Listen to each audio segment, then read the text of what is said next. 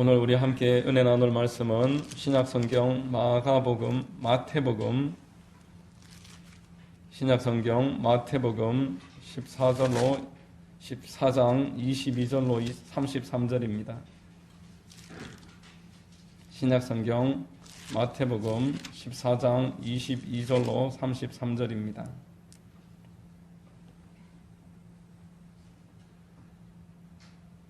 제가 봉독해 드리겠습니다.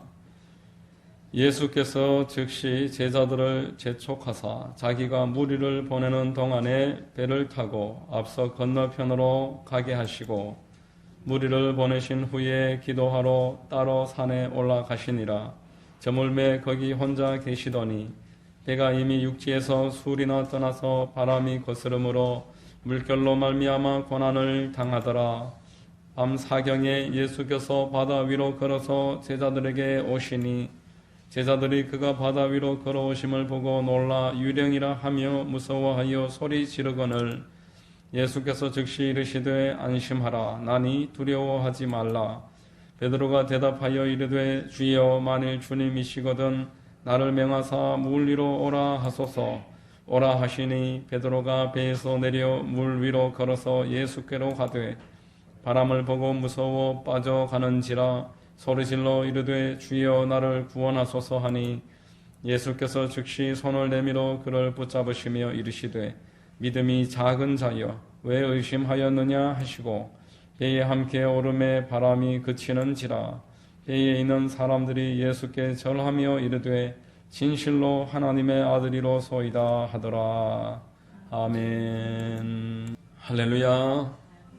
주일 오전 예배 나오신 여러분들 주님 이름으로 환영하고 축복합니다. 우리 옆에 분과 한번 인사하시겠습니다. 참 잘 오셨습니다. 참 잘 오셨습니다. 만나서 반갑습니다. 저는 봉독해드린 마태복음 22장 이하의 말씀을 통해서 예수님이 선택한 사람 이와 같은 제목으로 말씀을 전하겠습니다. 성령님이 여러분 모두에게 큰 은혜 더하시기를 바랍니다.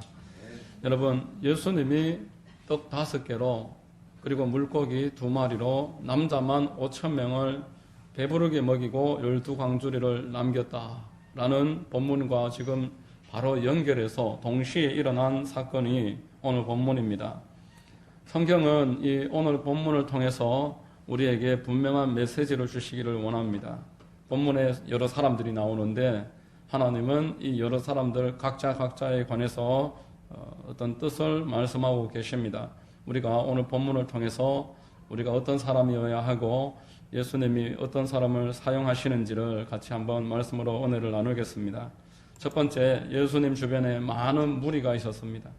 22절로 23절에 예수께서 즉시 제자들을 재촉하사 자기가 무리를 보내는 동안에 배를 타고 앞서 건너편으로 가게 하시고 무리를 보내신 후에 기도하러 따로 산에 올라가시니라. 저물매 거기 혼자 계시더니 이렇게 말했습니다.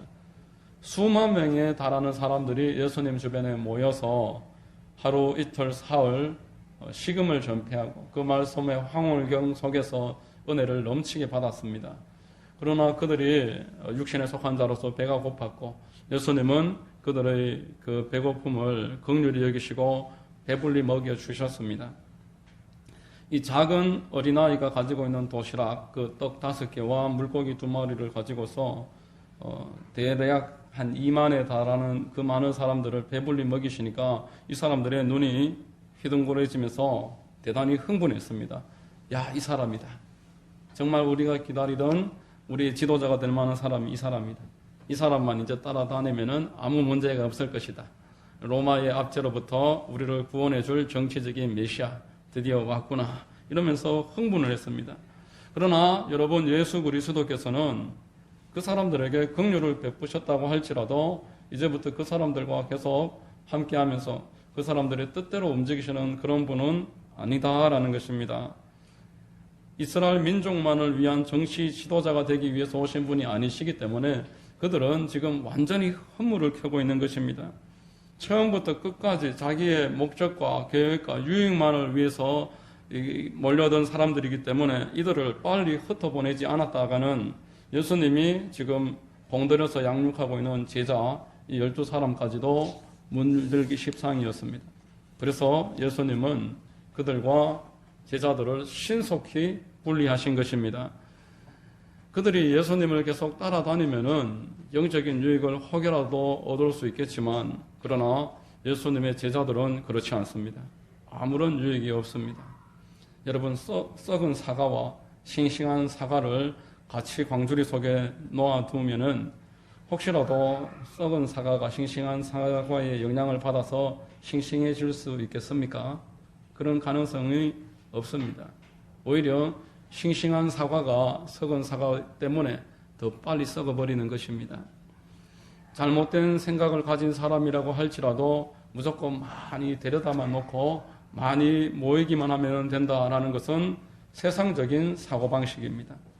복음은 나중에 때가 되면 전할지라도 일단은 어떤 세속적인 이야기, 인간관계 이야기, 가정생활 이야기, 그런 이야기들을 많이 해서 사람들을 많이 모으자.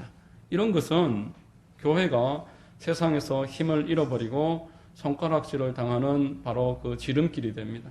마태복음 5장 13절에 너희는 세상의 소금이니 소금이 만일 그 맛을 잃으면 무엇으로 짜게 하리요 후에는 아무 쓸데없어 다만 밖에 버려져 사람에게 밟힐 뿐이니라, 이렇게 말했습니다.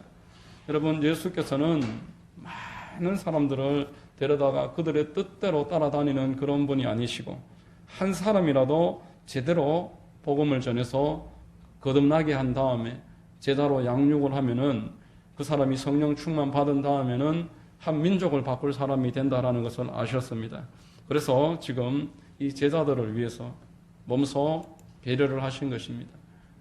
그들과 분리하시고 산에 올라가서 기도하셨습니다.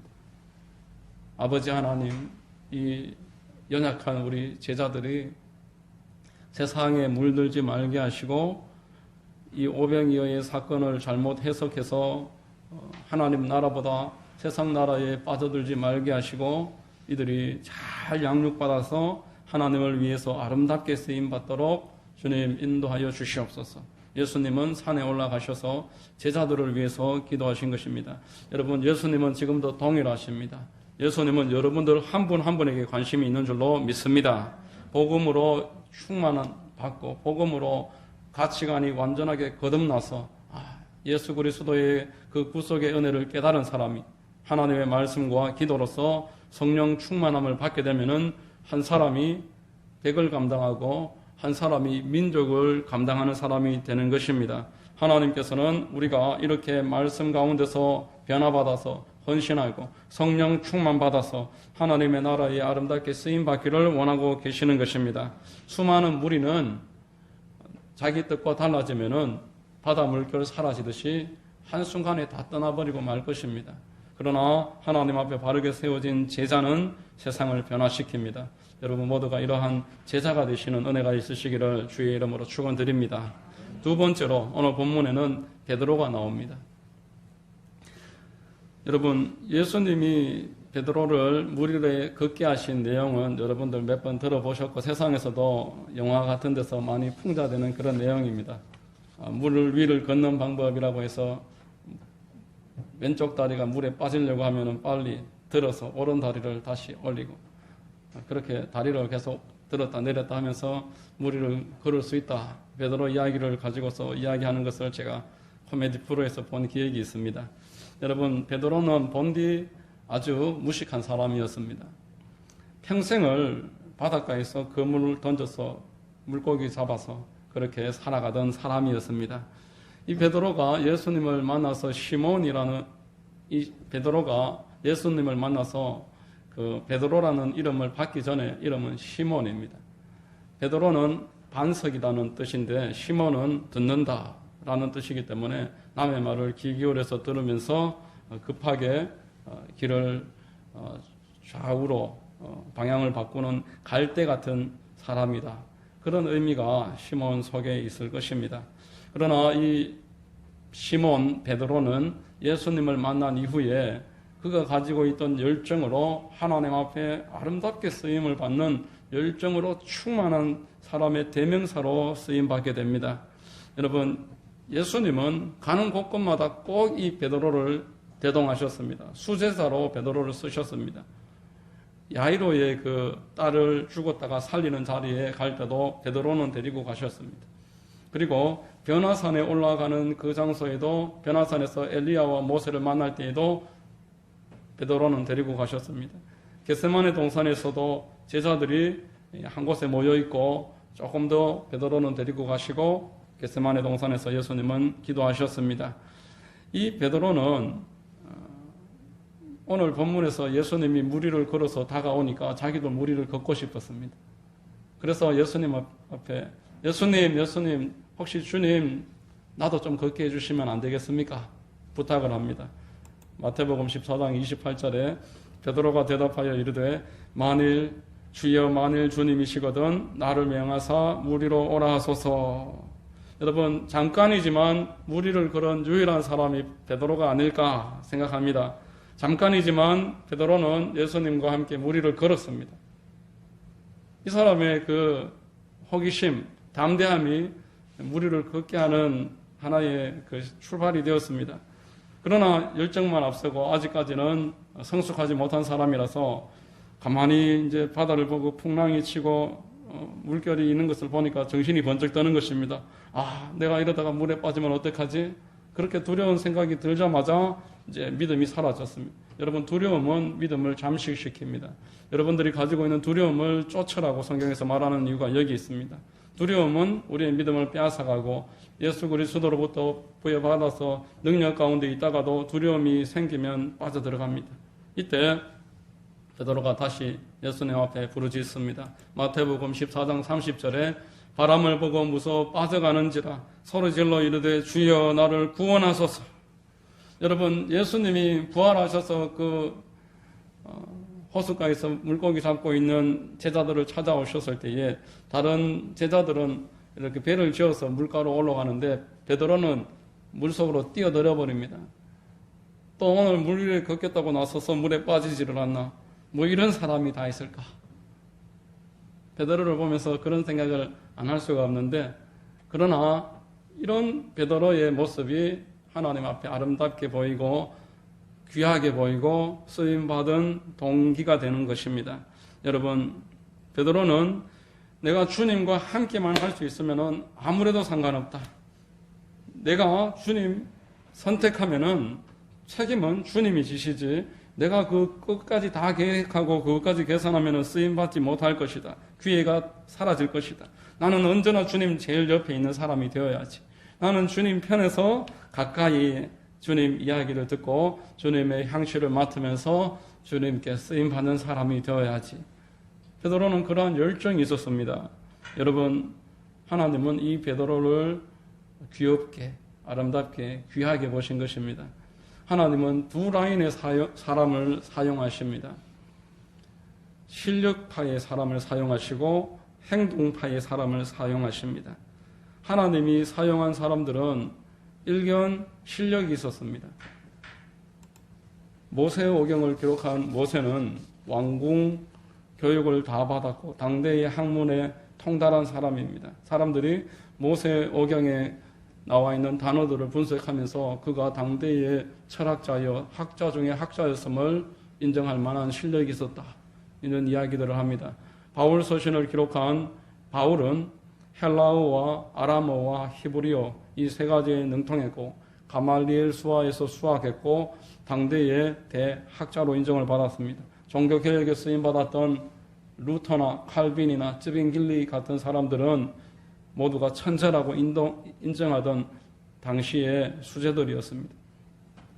쓰임받도록 준비가 되어 있는 사람이 쓰임을 받고 두 번째는 행동파가 쓰임받습니다. 오늘 본문에 나오는 베드로와 같은 사람. 나에게 이익이 될까 안 될까?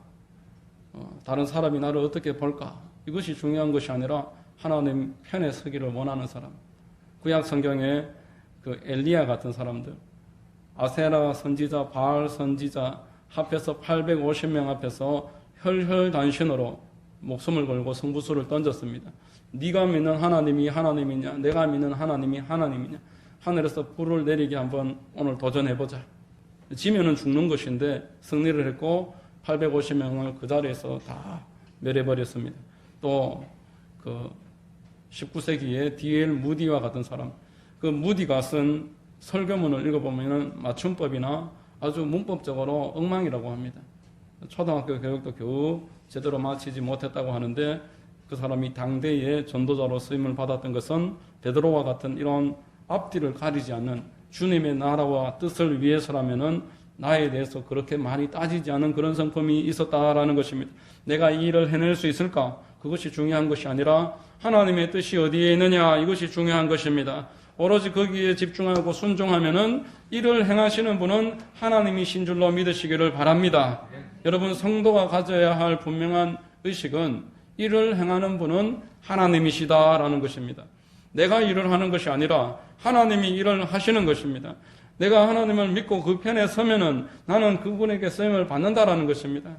예레미야서 33장 2절로 3절에 일을 행하시는 야훼, 그것을 만들며 성취하시는 야훼, 그의 이름을 야훼라 하는 이가 이와 같이 이르시도다. 너는 내게 부르짖으라. 내가 내게 응답하겠고 내가 알지 못하는 크고 은밀한 일을 내게 보이리라.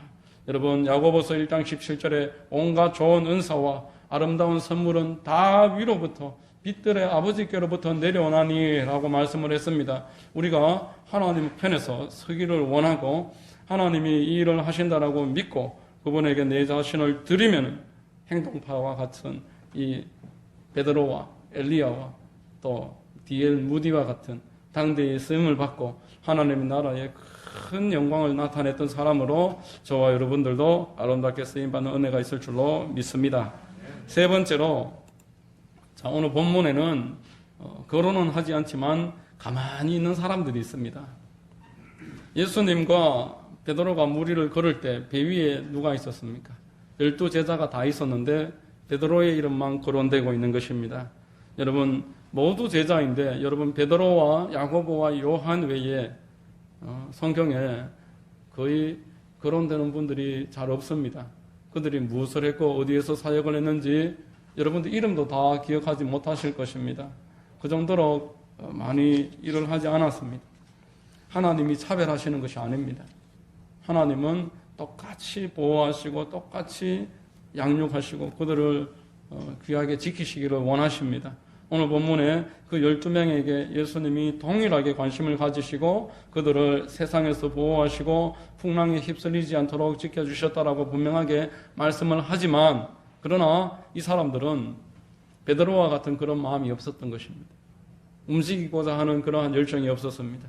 경기장의 선수로 부름 받았지만 벤치에 앉아서 관람을 했고 경기장에 앉아서 구경을 했던 것입니다. 여러분, 사람들이 말합니다. 가만히 있으면 반이라도 한다.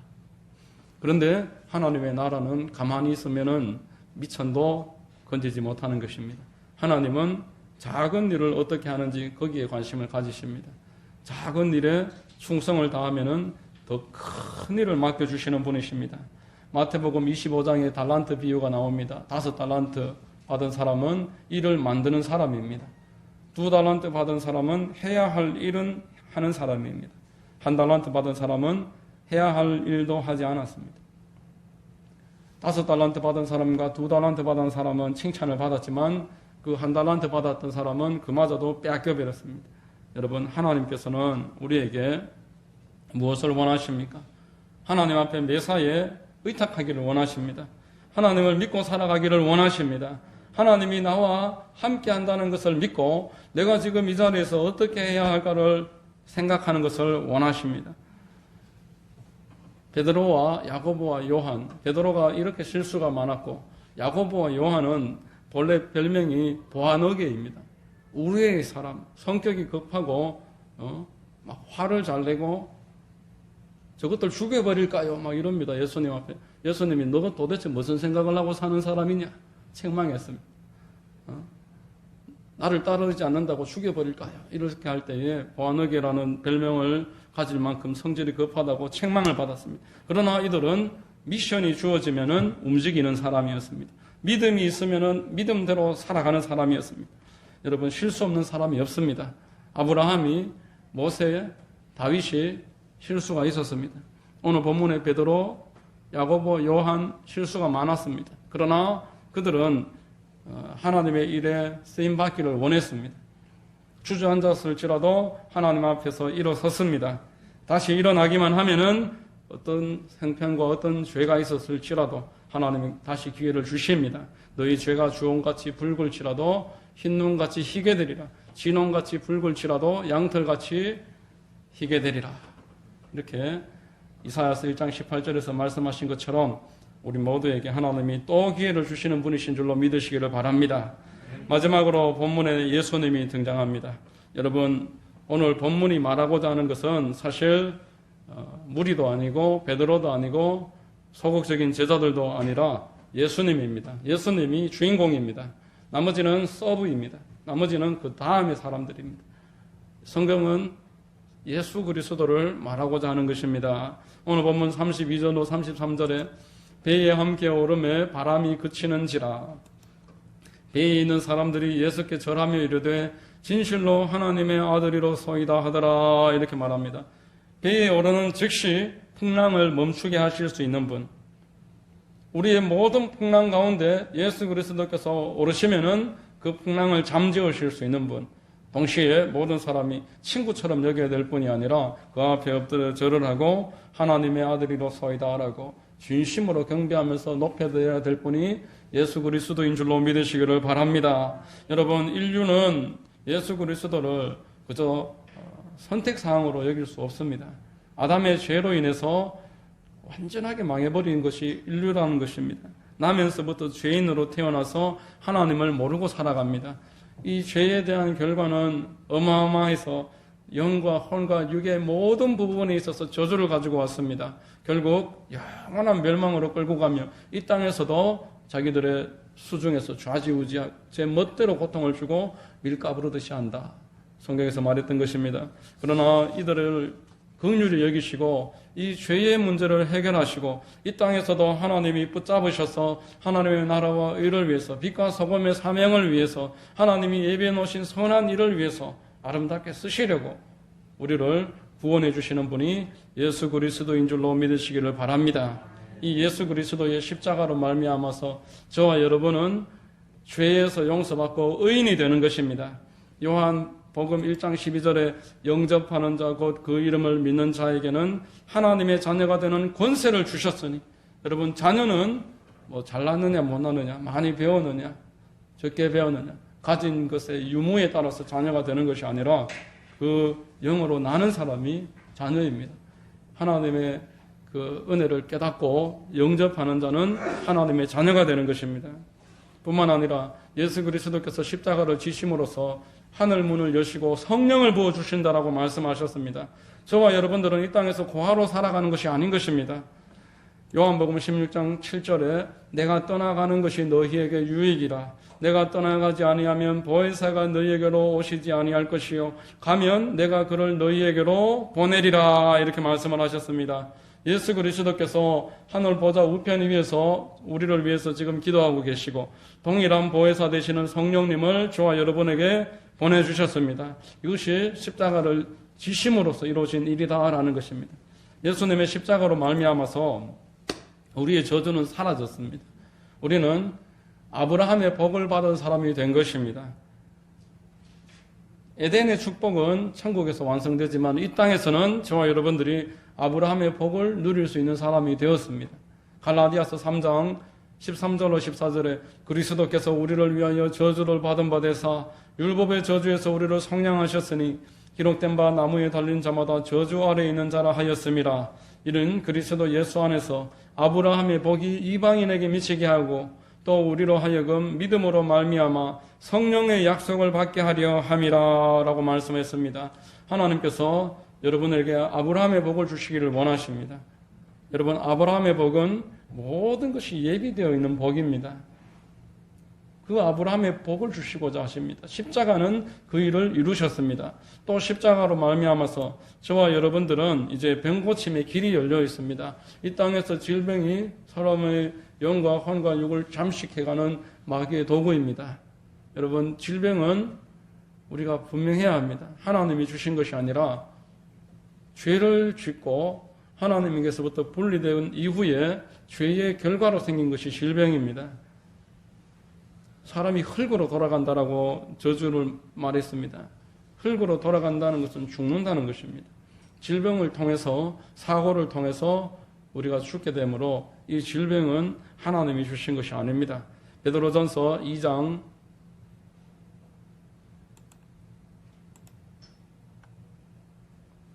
24절에